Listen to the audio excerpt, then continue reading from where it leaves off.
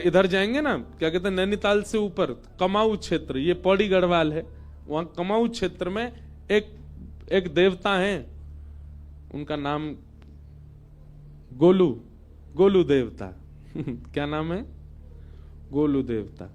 दर्शन किए मैंने उनके। गोलू देवता के मंदिर में आप जाओगे, दो ही चीज मिलेंगी आपको, एक तो पत्र और दूसरे घंटी।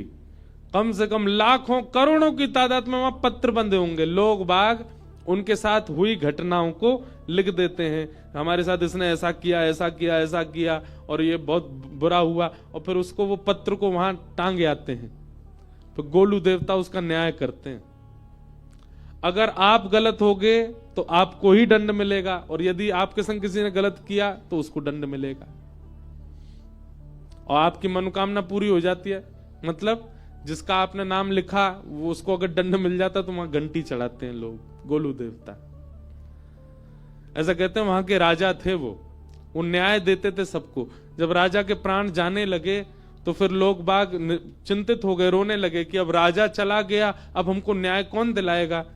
तो अपनी प्रजा के रुदन को देख करके राजा ने एक रूप धारण कर लिया देवता का। बोले मैं हमेशा अज्ञात रूप से यहां रहूंगा, आप सबको न्याय दिलाऊंगा।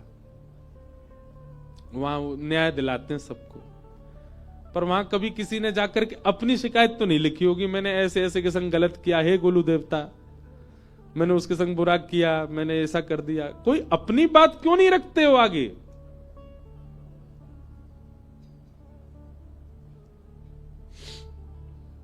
सीधे बन जाओ। भगवान ने गिरिराज जी धारण किए और ब्रजवासी सब खड़े हैं।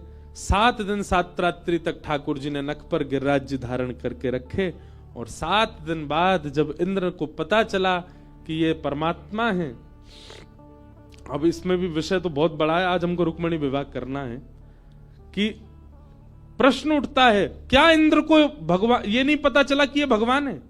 7 वर्ष का बालक 21 किलोमीटर लंबे चौड़े गिरिराज पर्वत को धारण करके खड़ा है, इंद्र को यह बात पता नहीं चली कि यह सामान्य बालक नहीं हो सकता।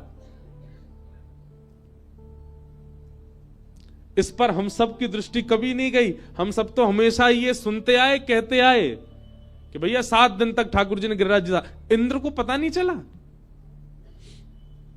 भाई ये बालक नहीं कर सकता, ये निश्चित ही कोई परमात्मा है। ये बात पता चली किसको? जयदेव महाप्रभु को। हमारे भारत में 1000 वर्ष पहले एक आचार्य हुए बंगाल में, जिनका नाम था श्री जयदेव, और जयदेव महाप्रभु ने ठाकुर जी की लीलाओं को गीत में, संस्कृत के गीतों में गाया, जिसको कहते हैं गीत गोविंद। अष्टपदियां हैं, उन्हीं अष्टपदियों में एक पद श्री जयदेव महाप्रभु गाते। मैं कथाओं में गाता हूं, बहुत लोग गाते हैं उसको। उसी अष्टपदी के एक पंक्ति में श्री जयदेव महाप्रभु कहते हैं, ठाकुर जी आपने इतने बड़े गिरिराज जी उठाए, इंद्र को पता नहीं चला कि आप परमात्मा हो? भगवान जगन्नाथ जी बोले हां पता चला ही नहीं होगा। जयदेव महाप्रभु बोले ऐसा हो ही नहीं सकता। नन्हा सा बालक, 7 वर्ष का बालक कितना बड़ा होता? छोटा सा, और वो इतने बड़े गिरिराज पर्वत को लेके, चलो मान लीजिए 1 आध घंटा खड़ा हो गया तो भी चलो मान लिया कि कोई टोना होगा, कोई टोटका होगा, कोई देवता की शक्ति होगी। 7 दिन 7 रात्रि तक ऐसे ही खड़ा रहा। अरे वो बालक नहीं हो सकता। ब्रजवासियों को तो हम चलो मानते हैं कि उनके अंदर प्रेम बहुत है, वो भोले बहुत हैं, उनको नहीं दिखा, पर इंद्र तो बुद्धिमान है, देवताओं का राजा, उसको यही नहीं पता चला कि ये परमात्मा नहीं है।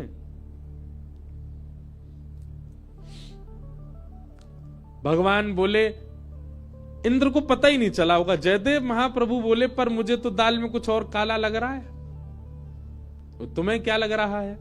तब जयदेव महाप्रभु लिखते हैं, अभिनव जलधार सुंदर धृत मंदर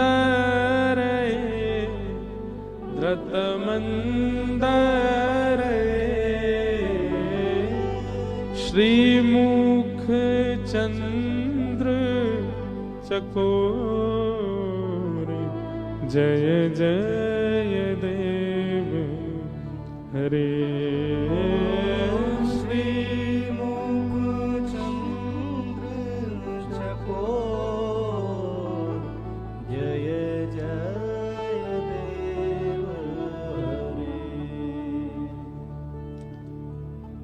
जयदेव महाप्रभु कह रहे हैं, अभिनव जल के समान नील वर्ण के श्री कृष्ण ने इतने बड़े गिरिराज पर्वत को धारण किया और 7 दिन 7 रात्रि तक इंद्र वर्षा ही करते रहे, उनको पता नहीं चला कि ये परमात्मा है। तो जयदेव महाप्रभु कहते हैं, इंद्र को तो 7 मिनट में ही पता चल गया था कि ये परमात्मा है।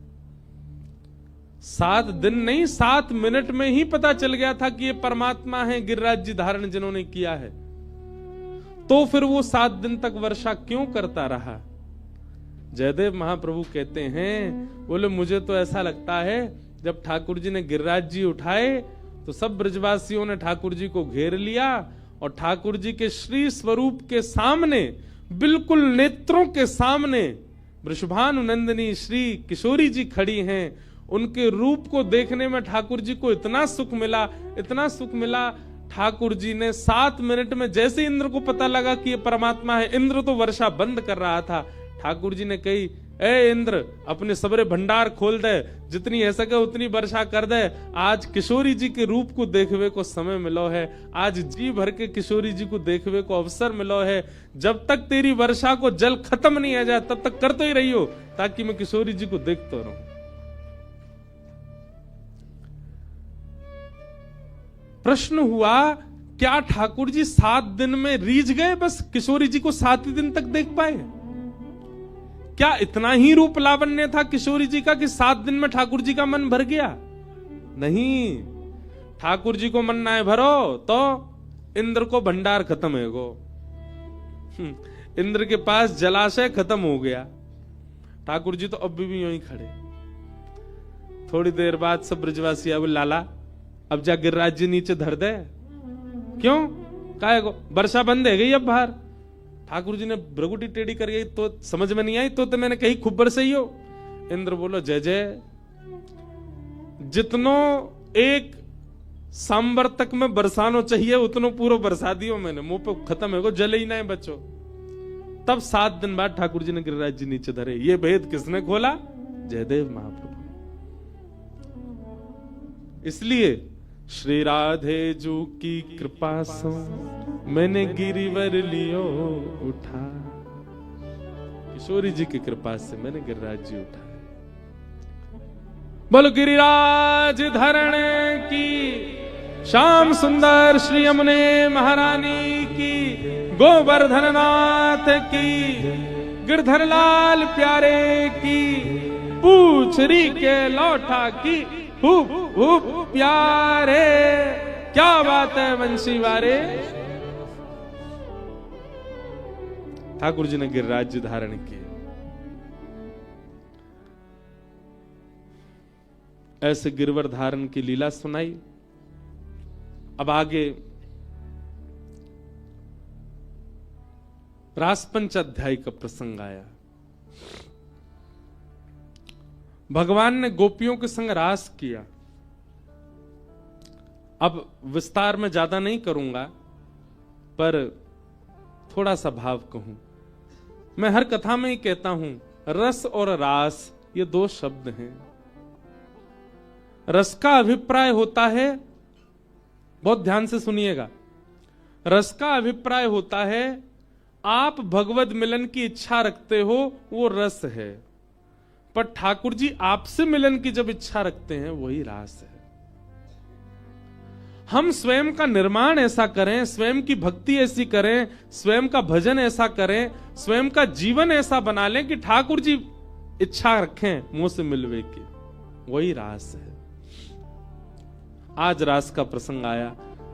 गोपियां अब उस स्थिति में आ चुकी हैं, ठाकुर जी उनसे मिलने का मन बना रहे हैं। भगवान पिता रात्रि शरदोत्फुल्ल मल्लिका विक्षरंतुम मनश्चक्रे योग मायाम उपाश्रित। स्पष्ट लिखा है रासपंच अध्याय में, गोपियों ने ठाकुर जी के संग रास करने का मन बनाया, ये एक पक्षीय बात है।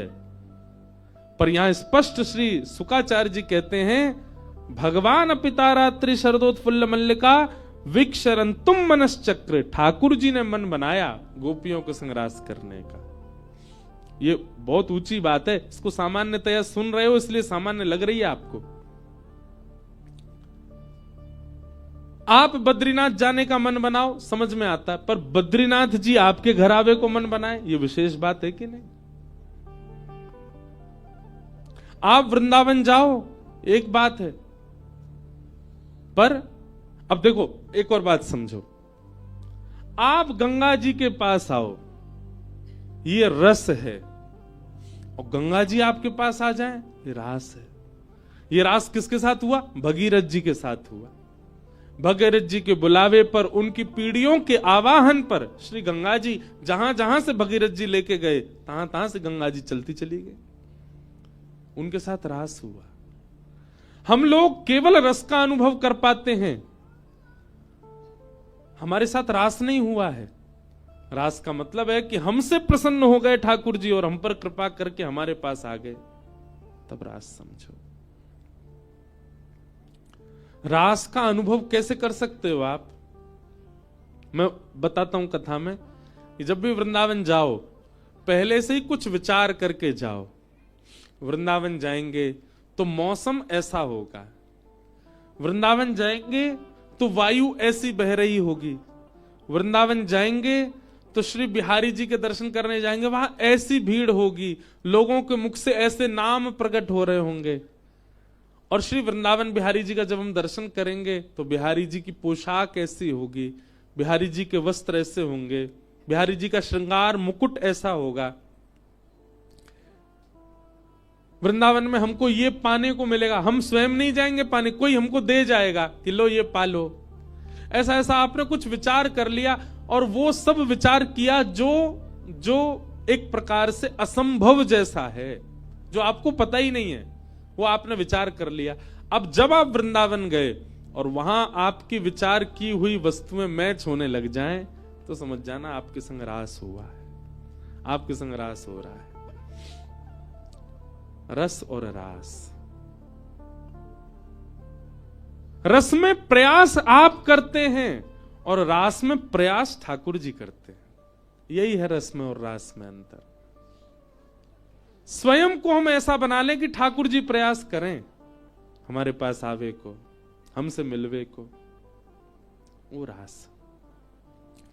गोपियों ने अपना ऐसा निर्माण किया, सब गोपियां आनंदित हो गईं।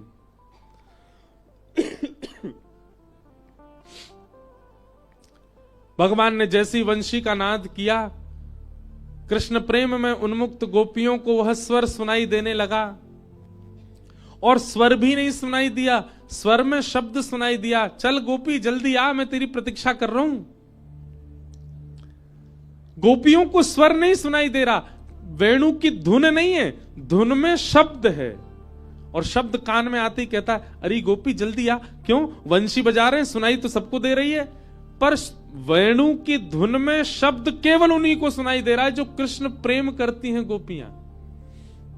जैसे कथा हो रही है, यहां हजारों लोग बैठे हैं, पर कई लोगों को केवल शब्द ही सुनाई दे रहा है कि व्यास जी केवल बोल रहे हैं, 10:30 बजे तो बोले ही जा रहे हैं, शांति ही नहीं है रे, 12:45 है गए, जन कब विश्राम लेंगे। कई लोगों को लग रहा है केवल शब्द का वाचन किया जा रहा है, पर यहां बैठे कई लोगों को ऐसा अनुभव हो रहा होगा कि व्यास तो माध्यम है, इंद्रेश जी तो माध्यम है, इनकी वाणी तो माध्यम है, पर इनके मुख से जो शब्द है ना, ये श्री कृष्ण ही बोल रहे हैं, और ये मेरे लिए ही बोल रहे हैं। ताली तो सबने ऐसी बजाई जैसे सबन को यही लग रहा हो, पर सबको नहीं लग रहा है। हम जानते हैं 1000 लोगों में ज्यादा से ज्यादा 4 लोगों को अनुभव ऐसा होता है कि कथा मेरे लिए कही जा रही है। यहां जो कुछ भी कहा जा रहा है वो शब्द श्री कृष्ण मेरे परिवर्तन के लिए प्रकट कर रहे हैं।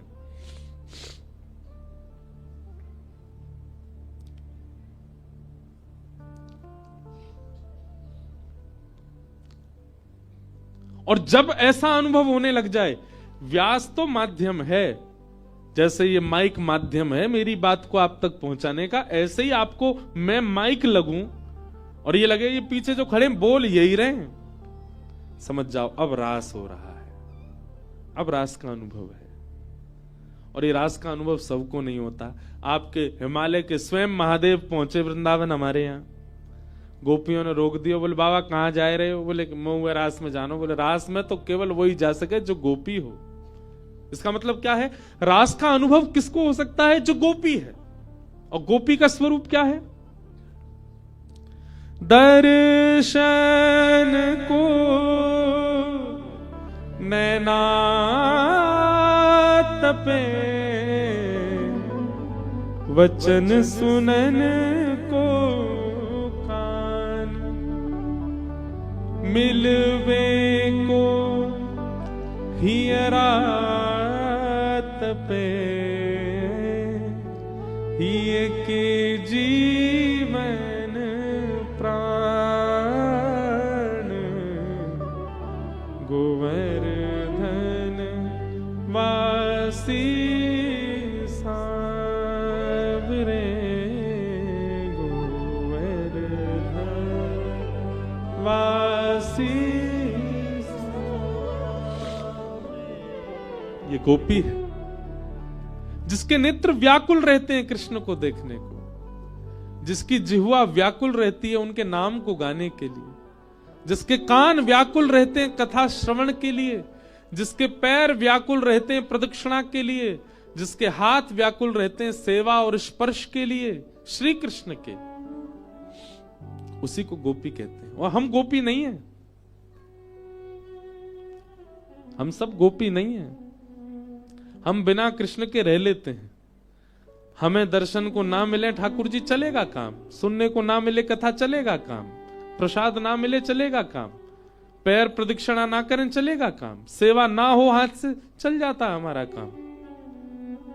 हम गोपी नहीं है। गोपी कौन? जो रह ही ना पाए श्री कृष्ण के बगैर। सर्वांगीण इंद्रियों में केवल एक रस जाता है और वो रस है श्री कृष्ण, वो है गोपी।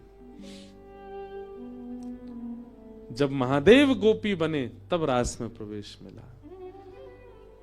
गोपियां सब रास कर रही थी ठाकुर जी के साथ, तभी गोपियों को अभिमान हो गया कि हम सब परम सुंदरी हैं, इसलिए हमारी सुंदरता पर श्री कृष्ण रीझ गए। अब आप कहेंगे महाराज गोपियों के अंदर यह विकार कैसे आ गया? गोपियां तो अनन्य पूज्या हैं, गोपियां तो अनंत पूज्या हैं, फिर उनके मन में यह विकार कैसे आ गया कि हम बहुत सुंदर हैं? और जब ये विकार उनके भीतर था तो फिर ठाकुर जी ने उनके संग रास क्यों किया?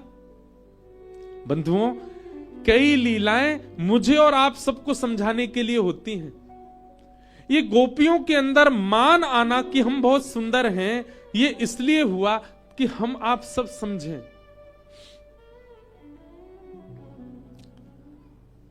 कई बार हमारी सेवा से हमारी इच्छा यह होती है कि ठाकुर जी प्रकट हो जाएं। मैं एक बात कथा में बता रहा था कि एक बार मैं और मेरे लाल जी, हम दोनों विदेश, अकेले मैं और लाल जी और कोई नहीं। विदेश जाना हमको वैसे प्रिय नहीं, पर इसलिए प्रिय क्योंकि मैं और लाल जी अकेले जाते हैं।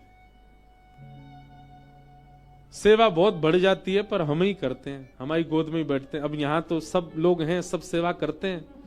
अब हम कथा करते हैं, लाल जी यहां से वहां भी आ जाते हैं, कई बार सब होता है। पर विदेशों में तो यह है कि लाला खावे को भी मेरे हाथ थे, सोवे को भी मेरे हाथ थे, उठे को भी मेरे हाथ थे, श्रृंगार भी मेरे हाथ थे, जाए को मेरे हाथ थे। और फ्लाइट में हम जाते हैं तो हमारा एक अद्भुत है, ठाकुर जी की एक ऐसी बनी हुई है, यहीं बैठ जाते हैं छाती में ही। उसमें एक बड़ी झीनी सी एक जाली है, उसमें से ठाकुर जी देखते रहते हैं बाहर, और ऐसे हम धीरे से ऐसे पटका से ढक लेते हैं, तो लाल जी पता ही नहीं चलता किसी को कि यहीं बैठे हैं। तो विदेश यात्रा में ये सुख रहता है, लाल जी संग ही रहते हैं। तो एक बार हम जा रहे थे, रात्रि का समय, सब सो रहे हैं हवाई जहाज में, मैं और लाल जी दोनों बैठे। थोड़ी देर बाद पता नहीं एक मन में भाव आया, मैं लाल जी आप ऐसे ही रहते हो हमेशा, हाथ पांव दुख जाते होंगे आपके, या हाथ नीचे कर ले हो, और मैं कोई तो ना कहूंगा, चिंता मत करो, मैं कोई ना बताऊंगा। आज तो कोई देख भी ना रहो आपको, मैंने इतनी सेवा करी आपकी, न एक तो प्रसन्नता दिखाए दो कि आपने हाथ नीचे कर लिया, फिर ऊपर कर लियो, एक क्षण नीचे करके फिर ऊपर कर लियो, बिल्कुल सहज हो जाओ। जैसे एक प्रेम करने वाला दूसरे प्रेम करने वाले से कहता है कि तुम सहज हो जाओ, अब मैं केवल तुम्हारा हूं, तुम चाहे मुझसे जो कहो, चाहे मुझे जो बोलो, वैसे ही मैं ठाकुर जी से बोला हूं कि अब आप सहज है, जाओ। बहुत देर लीला चली, थोड़ी देर मैंने आंख बंद करी, अच्छा मैं ठाकुर जी 10 तक गिनती गिनना है, हाथ नीचे कर लियो एक बार, और 10 गिन के जैसी आंख खोलूंगा एक बार ये हाथ यूं दिखाई दियो, फिर ऊपर कर लियो, कोई से नहीं कहूंगा। खूब हाजी हजूरी कर ली, खूब पाम पूज लिए, खूब प्रार्थना कर ली, खूब बात कर ली, ठाकुर जी ने हाथ नीचे नहीं कियो। ठाकुर जी को बगल में सिंहासन वह में पौड़ा दिए, आंख बंद करके जैसे मैं थोड़ी देर लेटो, तो अपने आप ही अंदर से ऐसा स्वर आया, ऐसी एक मतलब अपने आप मेरा ही स्वर था, मेरी ही भावना थी, पर अंदर से ऐसी भावना आई मानो ठाकुर जी यूं कह रहे हैं, मैंने अगर हाथ नीचे कर दियो तो सबसे पहले कथा में जाके सुनावेगो सबन को, मेरे लाला ने हाथ नीचे कियो। अच्छा, हाथ नीचे करवे से कोई दिक्कत नहीं है, पर ठाकुर जी को हाथ नीचे करने में, चलने में, फिरने में, उछलने में कोई दिक्कत नहीं है। ठाकुर जी को केवल एक चीज से दिक्कत है, मैं आपको बता भी दूं उससे भी ठाकुर जी को कोई दिक्कत नहीं है। ठाकुर जी को दिक्कत यह है कि मैंने आगे हाथ नीचे कर लियो, या बात को कहीं आपको अभिमान नहीं है जाए कि देखो मेरी भक्ति से मेरे लाला ने हाथ नीचे किया। ठाकुर जी को इस बात की चिंता रहती है कि अगर मैं कहीं असहज भयो तो कहीं मेरे अर्चक को मान नहीं है जाए। मेरी भक्ति की पराकाष्ठा देखो, ठाकुर जी ने हाथ सीधे कर ली। यही बात रास में समझा रहे हैं। गोपियों के संग रास करते करते करते करते गोपियों को जब ये मान हुआ कि हम बहुत सुंदरी हैं, ठाकुर जी ने मानो हम सबको संकेत किया, मैं इसीलिए सहज नहीं होता क्योंकि मेरे सहज होते ही अर्चक को ये मान हो जाता है कि वो कुछ है।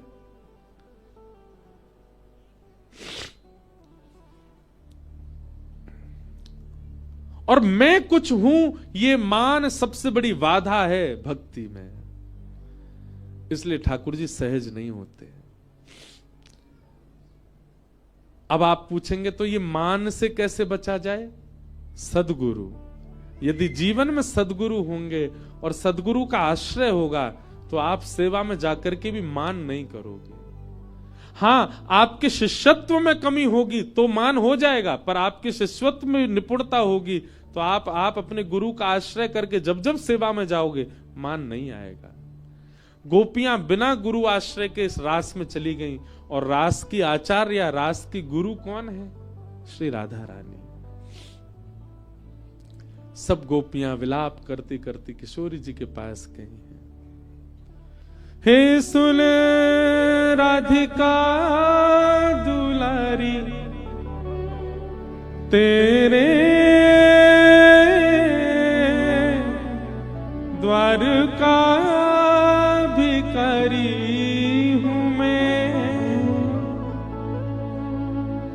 शाम का पुजारी,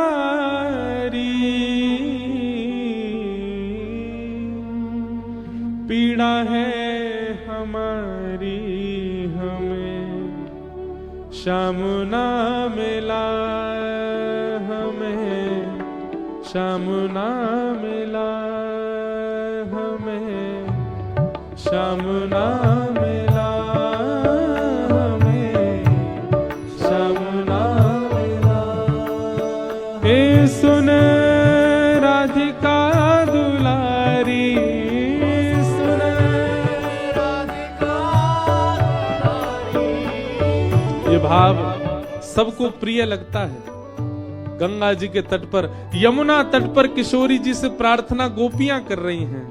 हम गंगा तट पर प्रार्थना महादेव से करें, क्योंकि महादेव भी रास की एक गोपी हैं। हम भी प्रार्थना करें, और ये प्रार्थना नेत्र बंद करके हो, चित्त में श्यामा श्याम का स्मरण करके हो। सब लोग भाव से सुन राधिका दुलारी, सुन राधिका दुलारी, तेरे द्वार का भिखारी, तेरे द्वार का भिखारी, तेरे शाम का पुजारी एक पीड़ा है हमारी, हमें श्याम ना मिला, हमें श्याम ना मिला, श्याम ना मिला, श्याम ना मिला, श्याम ना मिला।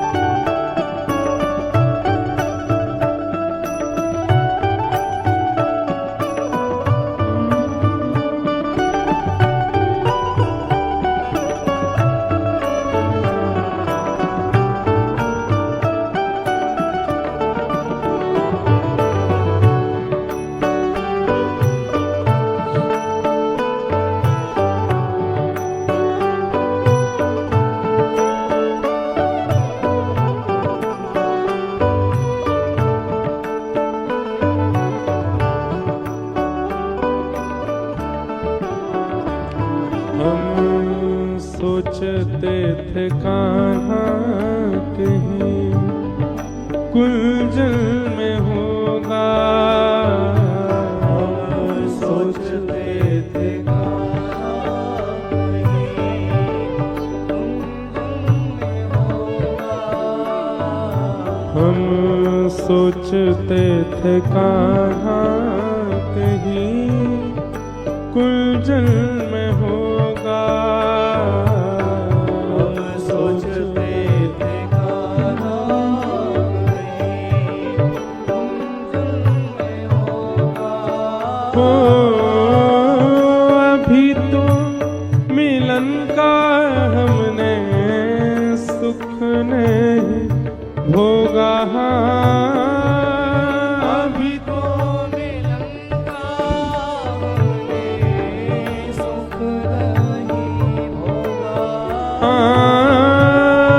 अभी तो मिलन का हमने सुख नहीं भोगा,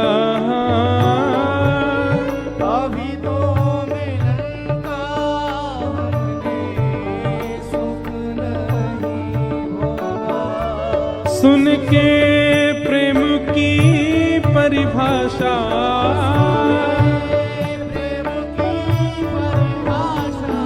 मन में बंधी थी जो आशा, मन में बंधी थी जो आशा हुई रे निराशा, झूठी दे गया दिलासा, हमें श्याम ना मिला, हमें श्याम ना मिला,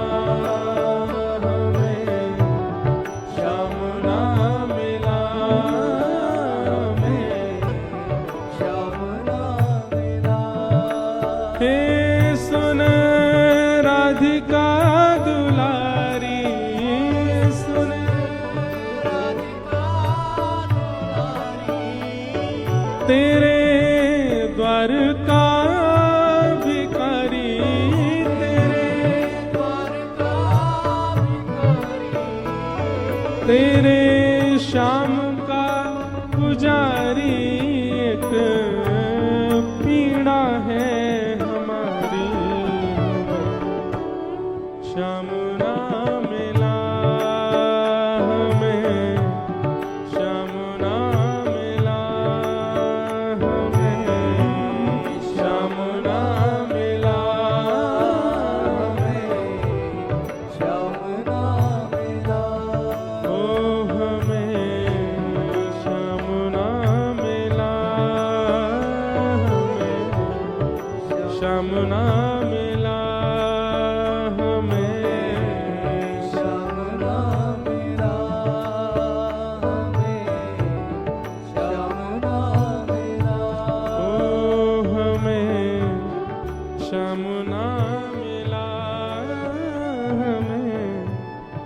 श्याम नाम मिला।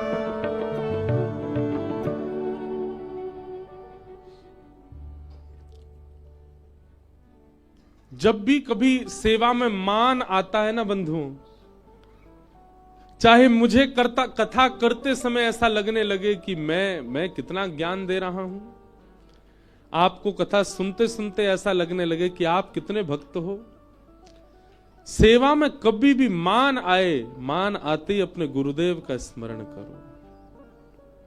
हमारे गुरु का भजन, गुरु का मंत्र, गुरु परंपरा उस मान को नष्ट करती है। गुरु का स्मरण हर समय करना चाहिए, पर जब मान आवे चित्त में, मान आने से ठाकुर जी तो दूर चले जाते हैं, तो उनका स्मरण कैसे करोगे? पर गुरु नहीं जाते, इसलिए गुरु स्मरण करो।